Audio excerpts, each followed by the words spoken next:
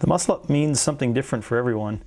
In a season where you're trying to improve upon it, it could be very mechanical for some. We're doing it in non-fatigue settings, which could be done on every minute on the minute, or you're doing it in non-fatigue sets just to gain control. And you can build volume very easily through that way.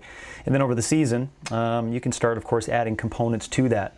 Preferably, you don't want to go right from doing it in skill and then putting it in metabolic conditioning components, because then you're just teaching your body how to bring upon fatigue, and you're going to try to find the easiest way to do those muscle ups when tired.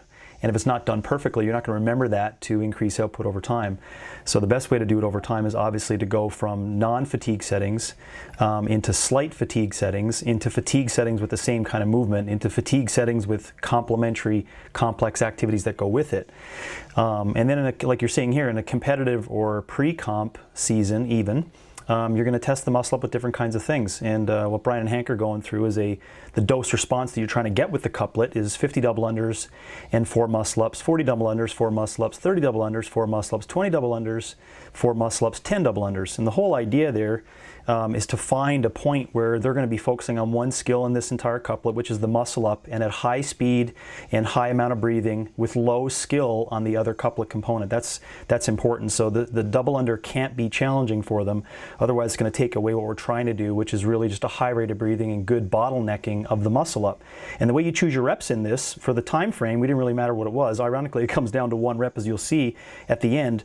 But you pretty much find their AMRAP score. So for Brian, I think is 19 on an AMRAP, and Hank is a 17 or 18 AMRAP total muscle up. And you just try to use that total amount and put it into the training session. So the total they have to do in this little 3-minute piece is 16 total.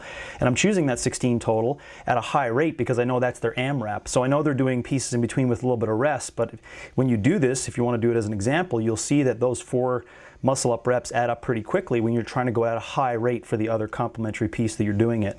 So if you are going to do it, it's a dose response to basically try to work on you getting to a bottleneck effect with the muscle up with fatigue, just to train your brain how to work with fatigue and that skill component. The next level to this really would be to put some kind of complex or really high CP-ATP or some kind of really tough muscle endurance activity with the muscle up, and then training it in endurance or single sets over time as well in order to complement that. The whole premise of it is basically for these two guys to also make it a little bit competitive too, because it's a competitive season where they really have to learn not just the strategy, knowing their pace, but also testing it and training it. And you can see Hank and Brian towards the end here, I told them you have to get almost to the point of failure, and as you can see, both of them do get to that point right now, which is awesome, and they only have 1 rep left. And that's the whole idea of the training session, is to really train that skill at this point in time and learn how to deal with that in that environment. So I hope you can learn about some principles just based upon that, not just for the muscle up, but for skills in general with fatigue. And they finish up, I think, within a second of one another. I hope you enjoyed that little doozy couplet.